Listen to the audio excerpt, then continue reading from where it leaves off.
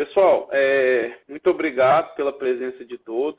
Tá? Hoje eu e o Dr. Matheus a gente vai falar de um assunto que é interessante. A gente entenda o compliance. E antes de iniciar o tema, eu gostaria de me apresentar para quem não me conhece. Eu sou o Gustavo, sou advogado, professor há mais de 6 anos nesta área trabalhista, professor de Direito do Trabalho 1, 2, Processo do Trabalho e Prática Trabalhista. Eu atuo aqui no escritório, mais voltado para essa área trabalhista, mas a gente também tem área civil, área empresarial, área do direito do consumidor, mas nosso forte aqui é a área do direito do trabalho. E o Dr. Matheus também vai se apresentar aí. Dr. Matheus, pode ficar à vontade. Bom, pessoal, bom dia a todos. Meu nome é Matheus Henrique, sou advogado trabalhista, fazendo pós-graduação em Direito e Processo de Trabalho, faço parte da equipe do escritório, Gustavo Pascoal, advogados. Estamos aí, né, para ajudar, para entendermos um pouco mais sobre compliance e a aplicação dele, sobretudo na área civil e trabalhista. Obrigado, Matheus. Então, esse assunto, pessoal, ele vem sendo muito discutido hoje, principalmente nos escritórios de advocacia, tentando oferecer esse serviço, mas muita gente sequer sabe o que é. E eu e o Matheus fez um estudo aqui essa semana para identificar as pessoas têm para conseguir para vocês que são operadores do direito ou que são empresários ou até mesmo empregados para entender o que seria uma empresa que pratica o compliance, tá? Inicialmente eu gostaria de ir na parte histórica deste termo jurídico, Dr. Matheus, compliance. De onde surgiu essa palavra e qual o significado dela? Vou explicar esse detalhe para o pessoal. Então, o compliance, ele veio de uma palavra em inglês, um verbo chamado to comply, significa conformidade, estar de acordo com algo, né? Então, o compliance tem essa ideia de adequar, né, de colocar em conformidade com algo, né? Como a gente vai trabalhar aqui nessa live, a gente vai estar falando sobre o compliance no sentido de adequação de uma empresa, de um negócio, às exigências da lei, né, da legislação. E é nesse sentido que o compliance vem, né? E é esse serviço, essa assessoria também, consultoria também prestada para visar adequar uma empresa, né, uma instituição à legislação, né, que incide sobre ela. Certo. E, doutor Matheus, é importante explicar que o compliance não é uma assessoria simplesmente preventiva. Ele vai muito além de uma assessoria. Tem gente que gosta de dizer aí nas redes sociais que é hermetizada da assessoria preventiva. E eu entendo que não é. A assessoria preventiva ela é apenas um dos pilares do compliance, que seria aí verificar se a empresa está ou não em conformidade com a lei. Mas o compliance ele abrange uma vistoria da parte política empresarial, da governança empresarial, das regras internas, das regras externas que abrange aquela atividade empresarial, dos padrões internos que pode criar para melhorar os mecanismos de trabalho, os riscos que ela vai ter de não estar em conformidade com a lei e de não estar praticando de forma adequada a sua política empresarial, os requerimentos administrativos que é importante ter em cada departamento para, de uma certa forma, melhorar a comunicação interna da empresa, bem como na criação de regimentos internos para que a empresa consiga melhorar ali sua relação com os empregados, aquela transparência, aquela situação de que os empregados não sabem o que deve e como fazer. Então, esse regimento interno precisa abranger essa paz entre empregado e empregador para melhorar essa relação. Então, o compliance ele é muito mais amplo do que a assessoria preventiva. Você concorda, doutor Matheus? Sim, o senhor está perfeito, né, em relação a isso, né? O compliance, então, ele vai abranger a empresa por inteiro, né? A gente vai aqui destacar alguns pontos, algumas áreas, mas vai envolver tanto a adequação da empresa à suas normas internas, como ela trabalha, a política dela em relação aos seus empregados, a relação entre, né, supervisores e subordinados, e também em relação ao externo, em relação a clientes, em relação ao próprio governo, né, as normas, as leis, né, a gente vai trabalhar nesse sentido aí. Certo. Doutor Matheus, e o que a gente vem vendo na prática aqui é que a empresa que adota o compliance, que contrata o serviço, ele está um passo a mais. E eu, particularmente, tenho alguns clientes nessa área aqui e eu vejo que é muito importante prevenir do que remediar, porque muitas empresas elas preferem agir com risco, que nem sempre elas sabem que estão correndo esse risco, e de repente se deparam com ações trabalhistas, ações cíveis, condenações, e muitas vezes elas não estão preparadas para isso. Então aqui eu gostaria de abordar um primeiro tema com o doutor que fala sobre o seguinte: quais são os desafios de se adotar o compliance no mundo empresarial? O que essa empresa tem de desafio ao adotar esse tema? O que você nota nesses clientes? Então, aqui esses desafios são bem conhecidos por todos, né? Principalmente para quem já está, né, na área empresarial, já tem um negócio, enfim. Primeiramente, seria o costume brasileiro, né? Famoso costume de deixar para a última hora, né? De preferir resolver o problema do que prevenir, né? Isso já é praticamente cultural do povo brasileiro, né? Então, é um desafio que a empresa, o empresário, enfim, tem, né? Porque muitas vezes ali se preocupa ali com o negócio e acaba se acomodando, não se preocupa tanto em, poxa, será que pode acontecer algo? Melhor prevenir, né, do que remediar. E há outros também, a gente pode colocar, cando junto, a questão do próprio desconhecimento, né? São poucas pessoas que ainda conhecem esse termo, né, compliance, o que seria isso, né? E a gente aqui tá justamente isso para solucionar esse desafio aí.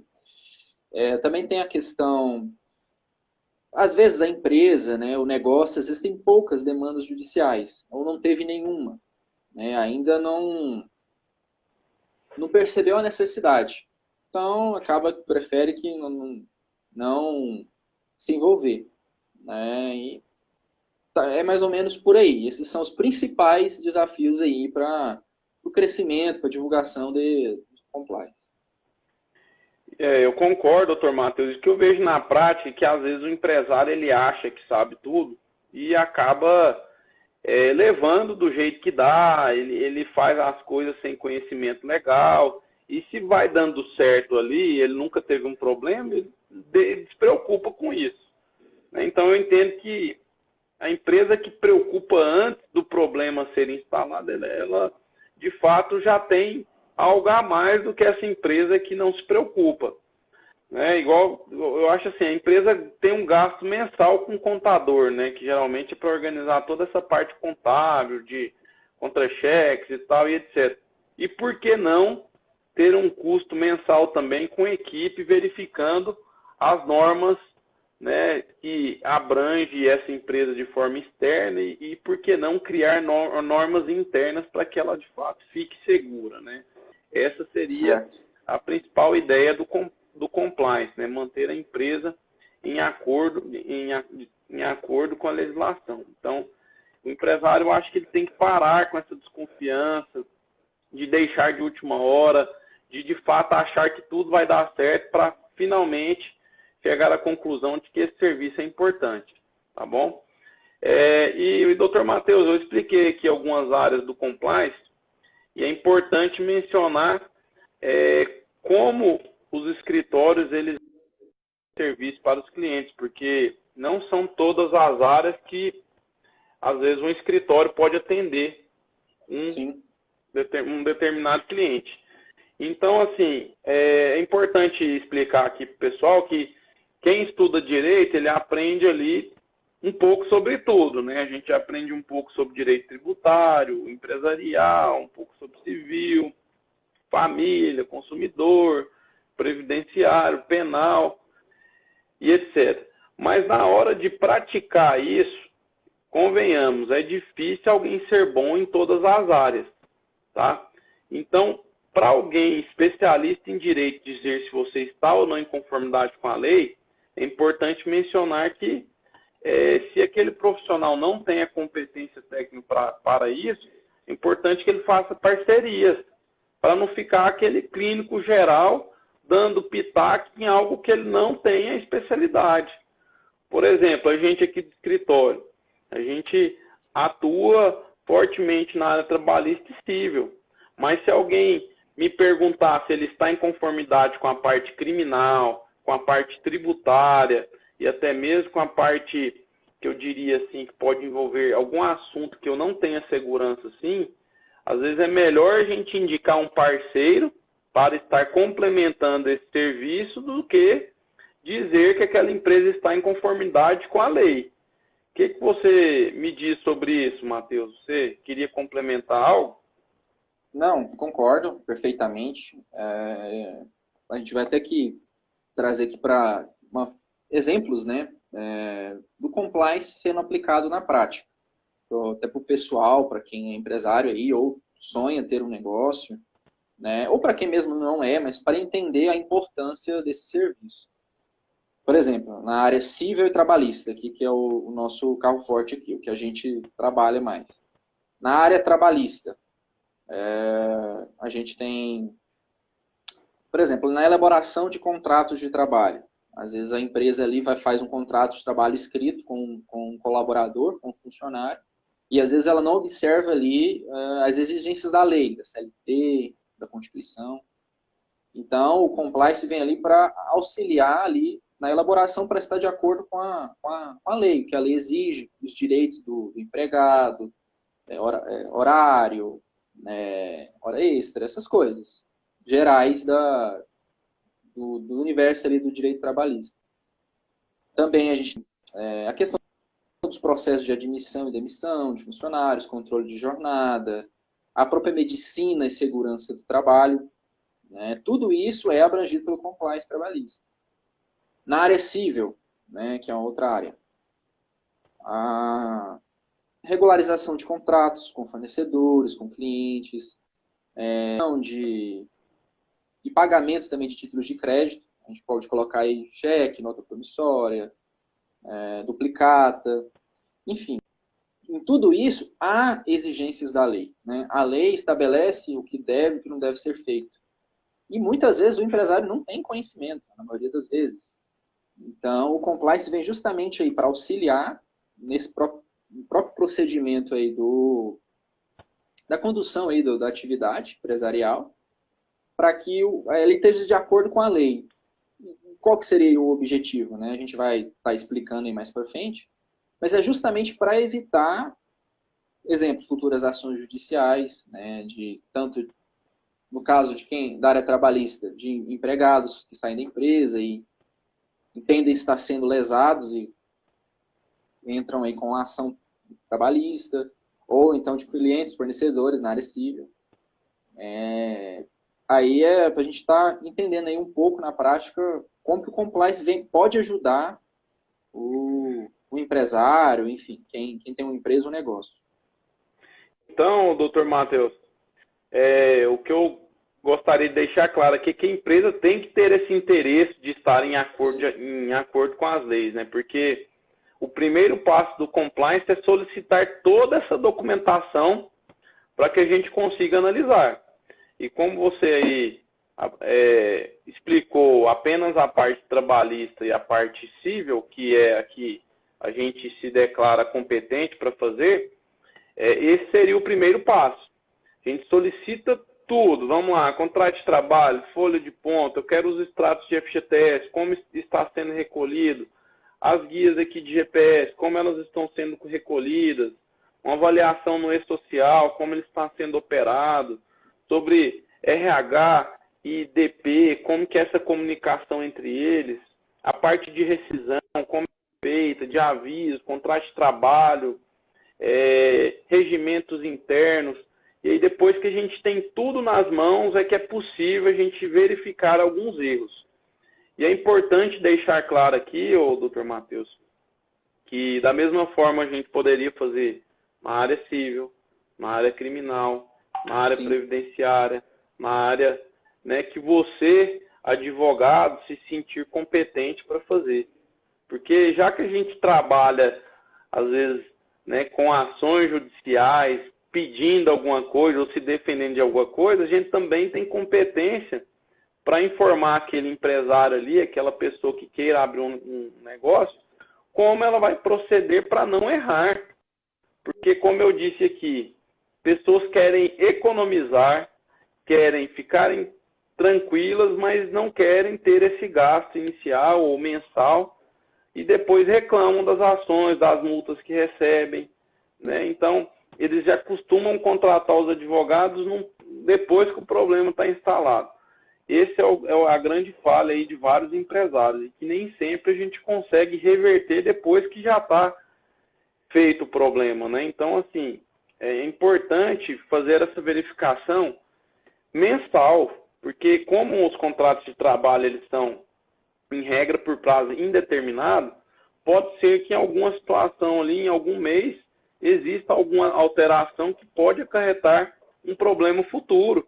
Por exemplo, uma alteração de que o empregador vai instalar lá um banco de horas, ou que ele resolve criar um regimento interno que vai abranger todos os empregados, mas ele está em desacordo com a lei, ou então que ele vai ali alterar a função do empregado e não observa algumas questões, por exemplo, que pode gerar uma equiparação salarial, ou então ele faz uma reunião que ele está, na verdade, desmotivando a equipe dele, em vez de melhorar o desenvolvimento desses empregados. Então, toda essa visão, eu entendo que quem atua em determinadas áreas, se eles estudarem, eles começam a enxergar compliance, inclusive, como uma oportunidade, né, que eles podem oferecer para os clientes para melhorar um negócio e, ao mesmo tempo, ganhar com isso, que essa é a ideia, né? A gente vai ajudar e ainda vai também receber por isso, tá? Mas o objetivo final é, de fato, manter o empresário em acordo com a lei, para evitar problemas com multas, com ações judiciais e, de uma certa forma, você vai evitar aí um desgaste, inclusive emocional desse empregador, né? Que geralmente quem abre a empresa tem um sonho de ser bem sucedido, de fato ganhar muito com isso, né? Seja entregando um produto, prestando um serviço. E quando começa esses problemas, ele torna aquele sonho dele ali um desgaste emocional muito grande, tá? Então, doutor Matheus, já que a gente explicou um pouco sobre a entrega do serviço de compliance, qual que seria o principal benefício aí da empresa que queira praticar esse serviço? Vamos imaginar agora o caso daquele cliente nosso que já aceitou, já está praticando. Qual que seria o principal benefício dele depois de aceitar adotar o compliance de sua empresa? Eu diria que são dois principais benefícios, Gustavo. O primeiro seria ali do ponto de vista externo, né, em relação às outras pessoas, outras empresas, que seria esse aumento ali da credibilidade, né, da empresa perante a sociedade, perante seus clientes, fornecedores. Porque uma empresa que está de acordo com a lei, que observa as regras, tanto trabalhistas, cívil, tributárias, né, as outras áreas, tem uma credibilidade. Né?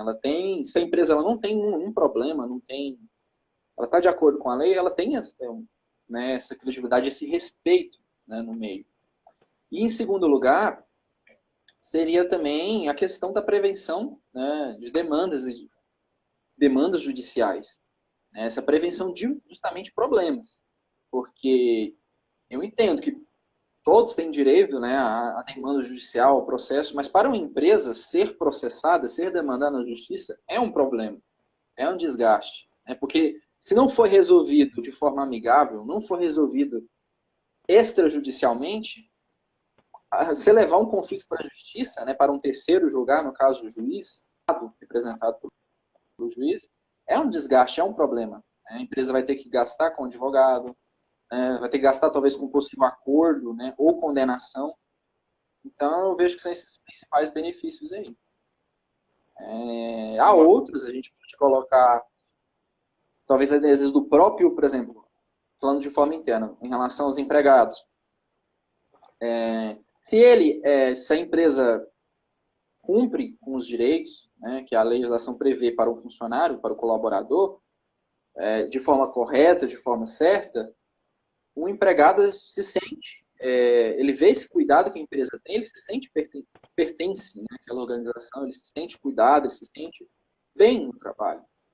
Isso é importante, né? Ter colaboradores, ter funcionários, empregados que se sentem bem na empresa, trabalham bem, se sentem respeitados, né, com seus direitos respeitados, é um ponto positivo, né, sem sombra de dúvida. Bacana, doutor Matheus. Eu concordo com tudo que você disse e eu acho que quem pratica o compliance, ele terá moral com seus empregados, né? É aquela história, Sim. né? Já que a empresa respeita todos os meus direitos, eu vou respeitar ela.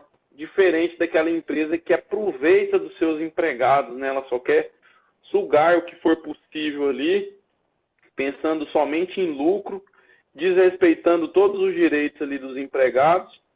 E o que é pior, essa pessoa ela vai criando como empregado uma certa raiva da empresa. O empregado muitas vezes é usado, né? É aquela história, beleza, eu sou subordinado, mas será que eu preciso ser usado dessa forma para que a empresa consiga os objetivos dela de, claro, oferir lucro, ou então, né, enfim, cada empresa tem seu objetivo aí no mercado. Então, é muito importante que a empresa se preocupe com o cumprimento das normas, não simplesmente pelo fato de, eu não vou sofrer ação, mas internamente ali ela vai ser respeitada sim por seus empregados. E, pessoal, eu gostaria também que quem estiver participando aí da live, que possa abrir aqui perguntas para vocês, tá? Vocês podem participar a qualquer momento, que eu e o Dr. Matheus vai responder na medida do possível.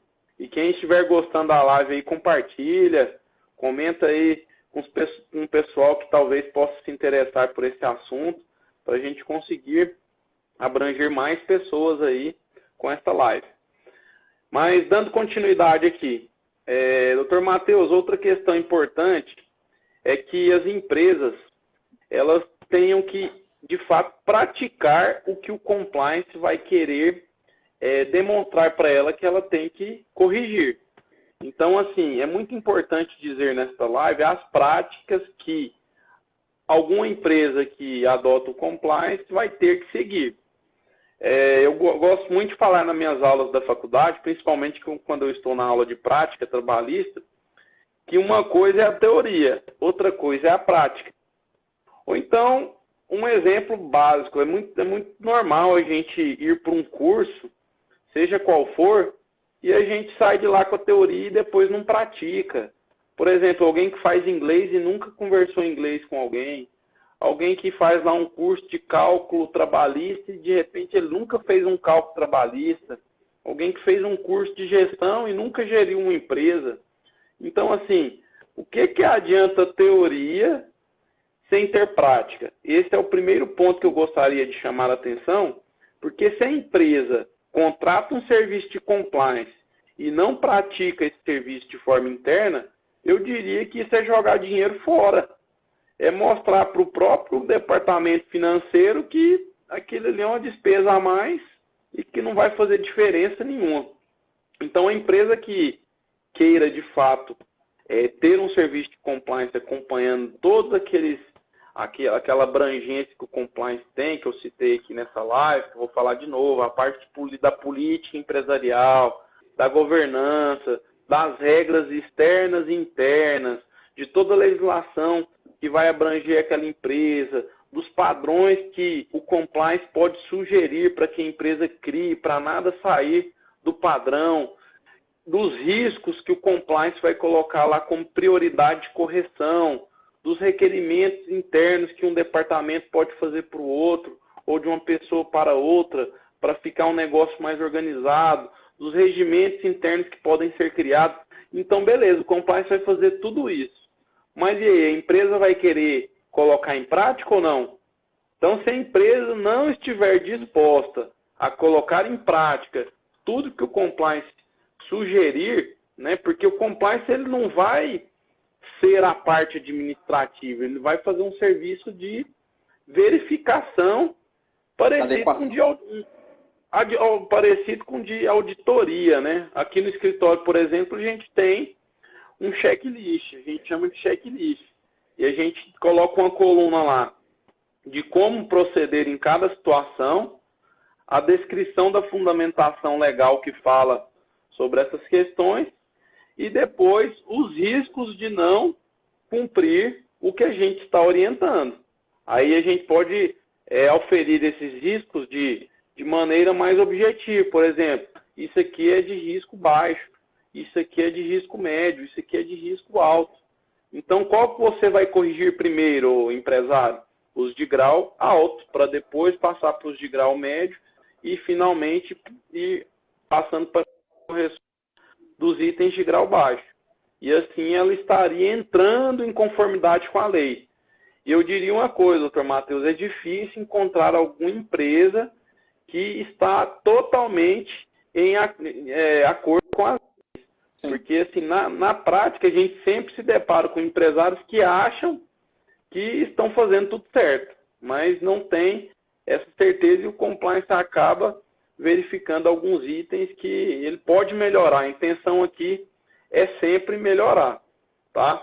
E assim, doutor Matheus, é importante mencionar também que quando a empresa está disposta a ajudar, é muito mais fácil praticar esse serviço, né? Porque tem empresa que, por exemplo, você cobra a documentação, ela demora lá 2 semanas para enviar a documentação, ou então fica com receio de entregar ali para os advogados, né, que estejam praticando esse serviço algumas coisas erradas. E, na verdade, a intenção desses advogados é simplesmente demonstrar o que pode ser melhorado, né? Mas quem vai praticar mesmo para mostrar que quer estar em acordo com as leis é, de fato, esse empresário, né? Não, então, só para concluir esse assunto aqui de prática, né? Das práticas que as empresas devem adotar. O escritório irá fazer a parte de demonstração desses riscos, mas se o empresário não estiver com vontade de mudar, ele não muda. É muito parecido com o caso aí do alcoolismo, viciado em drogas, né? Você vai mostrar para ele ali um caminho para ele sair das drogas, um caminho para ele sair do alcoolismo, mas se a pessoa não quiser, ele não vai sair. Tá? Você quer complementar algum detalhe desse assunto? Sim. Você falou a questão de que dificilmente uma empresa está 100% correta com a lei, justamente pelo desconhecimento, né? E assim, e que a gente busca ser realista. Mesmo se quando a empresa contrata o serviço de compliance, né, compliance trabalhista, por exemplo, de prevenção a riscos, a demandas, a conformidade com a lei, há todo um processo até se adequar. Porque o empresário, a empresa, e aqui eu falo empresa no sentido completo, tanto a direção, os administradores, sócios, supervisores, quanto também os funcionários colaboradores, eles precisam receber um treinamento. Eles precisam entender como eles devem se comportar na prática. Não adianta de nada colocar ali a CLT, uma lei ali de 900 artigos, a gente sabe. Lê e se vira. Não entendeu? É necessário que o empresário, a empresa e os seus colaboradores, seus funcionários entendam de forma prática o que eles podem e não fazer. Né? Seria esse o primeiro ponto, a questão do treinamento. E o segundo ponto, que anda muito junto, é a simplificação. Faz necessário que todo esse processo seja simplificado. Para que uma pessoa que não seja da área jurídica entenda. Não é? Ou seja, o compliance não vai ajudar apenas na área jurídica da empresa, né? Apenas no departamento de RH, departamento pessoal, recursos humanos. Todos ali que trabalham na empresa, lidam com o público, clientes, fornecedores, eles precisam estarem treinados e poderem, de certa forma, simplificar essa aplicação. Ser algo possível de aplicar. Né? Inclusive, doutor Matheus, você falou sobre simplificação. No início, quando a gente iniciou esse trabalho aqui, a gente tinha aquela ideia inicial de assessoria preventiva, né? E de uma certa Sim, forma gourmetizando esse serviço aí com esse nome de compliance. E quando a gente estudou mais a fundo o serviço e foi entender a abrangência dele, a gente teve que ir além.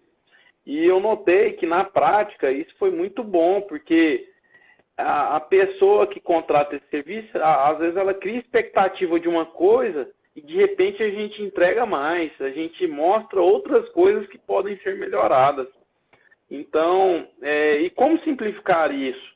Eu notei também o seguinte, que os relatórios que a gente começou a fazer aqui, praticar, que a gente chama de checklist, melhorou demais essa comunicação entre a equipe jurídica e o departamento administrativo ali da empresa, porque, como você disse, às vezes a gente fala por telefone o que a pessoa tem que fazer, ou então escreve no e-mail ali o que ela tem que fazer, mas ela não tem aquilo ali nas mãos para ela conseguir ir verificando o dia a dia, né? o dia a dia, exatamente. Então, assim, o que é prioridade para eu começar a corrigir? Qual que é o risco se eu não corrigir? Qual que é o custo que eu vou ter com isso aqui para corrigir? Será que vale a pena corrigir ou eu posso manter esse risco na minha empresa? Então, isso tudo, na verdade, é até conversado. Né? Por exemplo, tem empresas que a gente chega neles e fala, olha, o risco de contratar MEI é muito alto, porque se você começar a exigir dele ali os requisitos que o empregado tem, ele pode ajuizar uma ação. Aí vai ter dois tipos de empresa, aquela que vai querer mudar o tipo de contratação e vai transformar eles em empregados, e aquela que vai falar, não, esse risco aqui eu vou querer continuar correndo. E aí, de repente, o serviço de compliance vai deixar sempre exposto lá para eles. Olha, o risco aqui é altíssimo. O dia que você sofrer uma ação de vínculo, você vai mudar de ideia. Né? Mas se você quiser continuar em desacordo com a lei, aí isso já não é uma decisão nossa, é uma decisão de vocês. Né? Volta à história do alcoolismo e das drogas. Não adianta a gente ensinar o que a pessoa tem que fazer se a empresa não quer mudar, né, doutor Matheus? Então, quanto mais a gente for simples nessas informações e quanto mais a gente conseguir mostrar para o cliente que a gente alertou esse problema, é melhor, até para a gente se resguardar.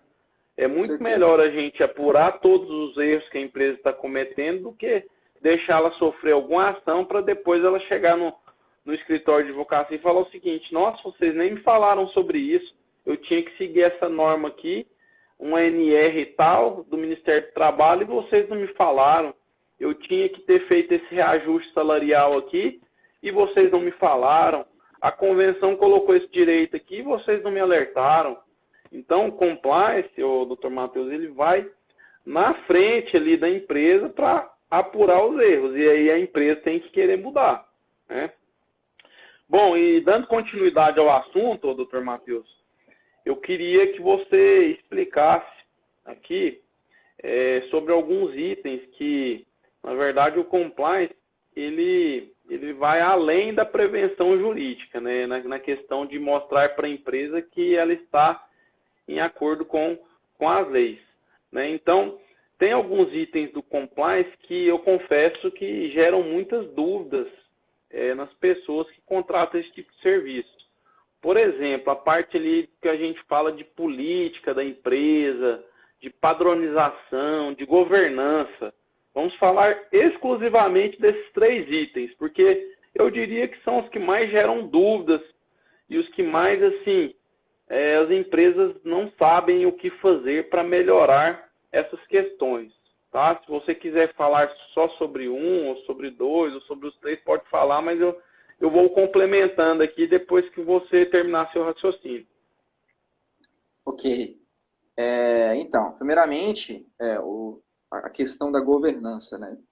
Que a gente pode, como a gente pode entender a governança? É um conjunto, né, de processos, de condutas, costumes, políticas da empresa, né, que visam gerir ela como um todo, né? Aqui é mais em relação aqui à administração geral da empresa, né? Presidentes, diretores, gerentes. a forma como a empresa vai ser administrada, né, de uma forma geral, suas políticas, seus costumes. Então, o compliance ele vai estar dentro, né, de uma política de governança. Geralmente, as grandes instituições, grandes empresas, ou órgãos públicos, né, são os que mais adotam essa figura aí da governança. Pequenas e médias empresas geralmente não têm essa política, né, até porque não há necessidade, né, de fato. Mas a gente coloca aqui como um dos pontos com que o compliance se relaciona. O doutor Matheus, sobre esse ponto, eu gostaria até de relembrar aqui os planos que os políticos apresentam para governar um país. Né? Eles têm ali várias metas e a forma como eles pretendem cumprir aquelas metas, né? E algumas alterações que eles pretendem fazer na política atual para ganharem votos. Né? E quando a pessoa abre uma empresa ou quando a empresa vai crescendo, ela tem que ter essa política bem definida para, de fato, demonstrar ali como ela vai gerir os departamentos, as funções de confiança e toda essa parte que vai falar sobre essa corporação empresarial. Só queria dar o exemplo do plano de política. Sim. Sim. A gente pode colocar também aqui, já que o senhor falou de política, né, o que seria uma política empresarial, né? Que é uma política da empresa e onde compliance entra. A política a gente pode entender como o conjunto das diretrizes de uma empresa, né? A empresa tem várias direções, ela tem vários propósitos, né? Como ela vai ser conduzida? É a política de uma empresa, né? Vamos colocar um exemplo aqui. A empresa ela tem a política de ser uma empresa que respeita o meio ambiente, por exemplo, que usa recursos biodegradáveis, que recicla o lixo, né? Enfim, pode ser uma política da empresa. Então, a empresa, nos seus serviços, tanto na sua parte interna quanto externa, ela tem essa política, né? Então, que visa facilitar a empresa. A gente aqui pode lembrar aqui da visão e missão da empresa, né? Quem fez algum curso de administração ou estudou sobre o tema. A empresa sempre tem uma visão, é onde ela quer chegar, quais são os objetivos dela, né? E a missão, né? Que como ela vai fazer isso, como que ela vai colocar isso na prática, concretamente. E isso está tudo dentro da política da empresa. E o compliance, ele entra justamente como uma política da empresa, né? A empresa tem essa política de prevenção de riscos, de demandas judiciais, né? Ela tem uma política de ser uma empresa que está adequada com a lei, né? Então, o compliance está dentro da política da empresa, né? Entenda que política de uma forma geral, né? E assim, doutor Matheus, quando a empresa não tem essa política de governança, essa política empresarial, o compliance pode ajudar os empresários a criarem. Porque assim, é melhor ter a política de governança e a política empresarial do que não ter. Fica aquele negócio, né? Uma empresa sem algumas metas estabelecidas, alguns objetivos estabelecidos.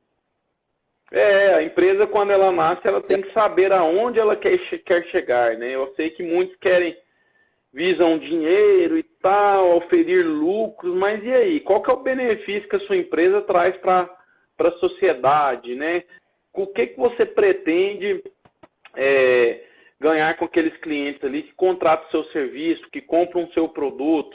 Será que você só pensa no dinheiro ou você quer ir além? Né? Então, assim, por exemplo, quando a gente fala de empresas bem-sucedidas, né? Por exemplo, vamos falar de McDonald's aí. Por que esse cara chegou aonde chegou, né? Por que quando a gente entra ali, não sei se você já percebeu, doutor Matheus, é tudo padronizado. Você pode entrar no McDonald's aqui em Goiânia e um lá nos Estados Unidos vai ser praticamente idêntico. E, de repente, a facilitação que você tem ali de fazer um pedido, de como eles entregam, sempre com a mesma qualidade, com a mesma padronização. E quando a gente entra lá, a gente sai com aquela sensação assim, nossa, eu fui atendido de forma rápida, eu fui atendido de forma segura, em um ambiente limpo, e através de empregados que se demonstraram de uma certa forma bem vestidos, de forma educada. Então, isso tudo tem um serviço por trás, né? Não é simplesmente, eu virei o McDonald's porque eu criei isso do nada. Não é assim, né? Tudo é feito através de um trabalho em equipe para ir evoluindo a empresa. Você pode ter certeza que ele deve ter começado vendendo sanduíche lá no... Eu não sei exatamente a história dele, mas não começou do jeito que já é hoje, né? Sim. E assim, várias outras empresas, né? Por exemplo, você entra numa loja da Mac lá, né? Que vende os MacBooks e tal. Você fica impressionado, né? Tudo bem padronizado, tudo bem assim, conceituado ali já. A empresa já sabe o que ela quer entregar para quando ela oferecer algum tipo de produto ali, aquele valor que ela coloca no produto tem todo um trabalho por trás disso. Então é importante ter esse tipo de padronização, de política empresarial, de plano de governança para o negócio ir, de uma certa forma, evoluindo, né? E o compliance ele vai, de uma certa forma, ajudando a empresa a padronizar esses serviços, a mostrar para ela que as metas são possíveis e o que, de uma certa forma, ela tem que fazer ali para ir alcançando suas metas. É claro que a gente não foi feito para... não trabalha justamente com a parte empreendedora, mas a gente tem que ter um pouco dessa visão, né? Um pouco dessa visão empresarial, de ajudar o cliente a ter novas ideias, de entrar de fato ali no negócio da pessoa para, enfim, né? Dar sugestões, tentar dar alguns exemplos, tentar mostrar para a pessoa que é melhor seguir um caminho, né? De uma certa forma mais seguro do que sem nada disso que a gente está dizendo aqui. Inclusive, doutor Matheus, quando eu falo em padronização, eu acho muito bacana isso. Eu acho que economiza saliva. Sabe, aquele negócio que o empregado entra e não sabe o que tem que fazer. Aquele gerente que entra... Espera aí, meu celular está tocando aqui. A situação que o gerente é promovido e não sabe o que fazer, uma pessoa que entra no departamento financeiro e não sabe o que fazer, um empregado que entra no departamento lá de RH e não sabe como proceder, não sabe fazer uma contratação, não tem um treinamento, não sabe quem ele deve socorrer em tal situação, se ele fizer um requerimento lá de dinheiro, para quem ele procura. Então, tudo isso, eu acho assim, toda empresa tem um procedimento interno. E a padronização, ela serve para justamente economizar e facilitar essa comunicação de empregador com empregado, para que ele possa ali buscar nos documentos que ele tem ali um treinamento. É muito parecido com um tutorial, né? A pessoa recebe ali o serviço e, olha, e agora, o que eu faço? Não, tá aqui, ó. É só seguir esse passo aqui. Como que eu vou atender o cliente? Segue esse manual aqui. Como que eu vou emitir uma nota fiscal? Segue esse padrão aqui. E se eu precisar viajar com quem que eu devo falar? Não, sobre viagem, esse tutorial aqui. Meu amigo, isso, ao decorrer dos anos aí dessa empresa, vai chegar um momento que vai estar tudo padronizado. É bem parecido com o serviço da ISO, que coloca lá o certificado da ISO, eles padronizam tudo e ajudam o empresário a deixar isso o mais organizado possível. Tem coisa melhor do que todo mundo sentado e já sabendo o que tem que fazer, como fazer, sem precisar ficar tirando dúvidas ali com seus superiores, porque assim o negócio vai fluindo e a gente não precisa ficar lá escrevendo e-mail o que ele tem que fazer, explicando. Então, a padronização entendo que é muito importante. Você tem algo a mais para complementar? Tenho sim.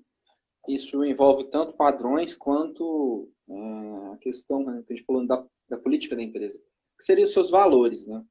O senhor muito bem pontuou a questão. A empresa, para que ela seja bem sucedida, né, não basta apenas que ela queira lucrar, né? Há outras coisas além dos valores materiais. A empresa pode ter muito bem valores, né, que seria aquilo que não envolve necessariamente algo financeiro.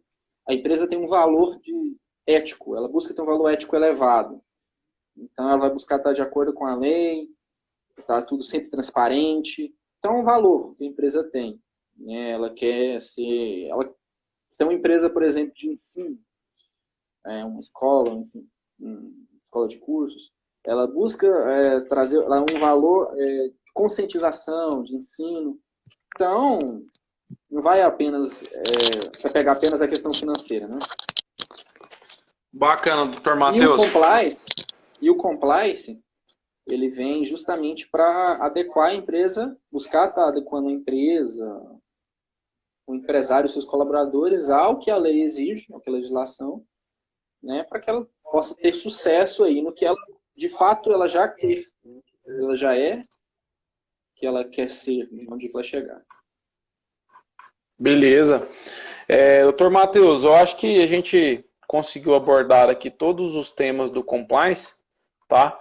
E a gente está chegando aí nos últimos 8 minutos aí da live. E assim, eu queria deixar esse final para tirar alguma dúvida aí que o pessoal tenha, que participou com a gente aqui até o final, já que eu sei que o tempo de vocês é muito valioso aí, e a gente está aqui também para estar interagindo com vocês, tá? E se vocês não tiverem dúvidas, a gente vai finalizando aqui a live, agradecendo aí a participação de todos vocês, já que a gente tentou ser o mais breve possível, lembrando que a gente focou aqui num tema mais voltado para a área trabalhista e civil, já que nós não nos declaramos com competência para abranger as outras áreas que eu disse aqui, que a gente estuda no curso de Direito. E vale ressaltar que quem se apresenta aí abrangendo todas as áreas, tome cuidado, essa pessoa é um clínico geral e assim, ela pode, na verdade, te oferecer um risco, né, dizendo ali que está tudo certo, mas na verdade ela nem sabe, né, ou então acha que sabe. Então, como esse serviço, na verdade, está um pouco na moda, é importante saber reconhecer isso, né, que na verdade a gente não é obrigado a saber tudo, mas se a gente se declarar apto para resguardar uma empresa, dizendo ali o que ela tem ou não que fazer, criando os mecanismos para ela evoluir, né, é importante que isso seja feito nas áreas que você, advogado, se declara de fato especialista. Tá? Então, assim, mas eu posso fazer parceria com outros colegas. Não, isso realmente é verdade. Tem gente que fala que abrange todas as áreas, mas quando o serviço chega até ele tem que contratar parceiros para estar ajudando ali na análise empresarial, né? Que é sobre tudo aquilo que a gente conversou aqui, né? Que eu volto a dizer sobre a parte da política empresarial, do plano de governança, das regras internas e externas, de toda a legislação que está abrangendo aquela empresa, da padronização que a gente explicou aqui, a importância para que esse empresário economize saliva, tá? Esses riscos que envolvem cada atividade empresarial, para o empregador conseguir apurar essas prioridades que ele vai ter que ter dentro da empresa de correção. Então, assim, nada mais justo do que evoluir de acordo com as leis, respeitando seus empregados, mostrando para eles que você está preocupado com isso, mostrando para eles que a empresa, na verdade, ela quer seguir as normas, ela não quer esperar para resolver o problema em uma futura ação judicial. Ela quer pegar aquele dinheiro ali de futuras defesas trabalhistas, de futuras multas que ela terá que pagar para investir em prevenção, né? Então, assim, é bem parecido com aquela injeção que a gente toma aqui para prevenir as futuras doenças. E aqui a empresa ela estaria contratando uma injeção, né, que seria um serviço entregue para prevenir futuras ações judiciais, futuros empregados descontentes com aquele serviço, futuras multas que ninguém gosta de pagar multa. Então, aquele dinheiro mal investido, mal gasto, né, que eu diria que os empresários têm, eles seriam revertidos ao favor deles aí e, claro, iria melhorar várias relações, tá bom? Então, muito obrigado e eu vou passar a palavra agora para o Dr. Matheus fazer suas conclusões finais e deixar aquele abraço aí e sigam também o Dr. Matheus nas redes sociais dele e a gente está combinando aqui no escritório de manter isso aqui uma rotina, de fazer lives semanais ou quando não der pela demanda de serviço que a gente tem aqui, de no mínimo de 2 em 2 semanas a gente vai estar organizando uma live aqui, tá bom? Muito obrigado. Pode falar, doutor Matheus. Então, pessoal, agradeço aí a participação de todos. Assim, espero que a gente possa ter esclarecido pelo menos o básico aí do compliance, né? Que é esse sistema de adequação das empresas à legislação e, sobretudo, em relação à área trabalhista. Espero que tenha ficado mais claro, né, a importância do compliance, os benefícios que eles trazem para a empresa, não é? Enfim, tudo que pode contribuir para que a empresa, de fato, tenha sucesso, né? E a gente vai estar deixando essa live salva, né, doutor? Ela vai para o IGTV. E aí, depois disso, a gente vai colocar ela no YouTube, na página Gustavo Pascoal Advogados, tá? E aí, quem puder compartilhar esse vídeo aí com quem possa interessar sobre o assunto, a gente agradece, porque a intenção também é essa, né, doutor Matheus? É mostrar um pouco mais sobre esse serviço para que, de fato, se alguém tiver interesse, possa entrar em contato conosco aqui para a gente explicar um pouco melhor, de maneira presencial ou até mesmo online, aqui através do Zoom, do Skype, etc. Tá bom? Então é isso, pessoal. Vou finalizar a live aqui. Obrigado mais uma vez, doutor Matheus. Até mais. Obrigado. Obrigado a todos.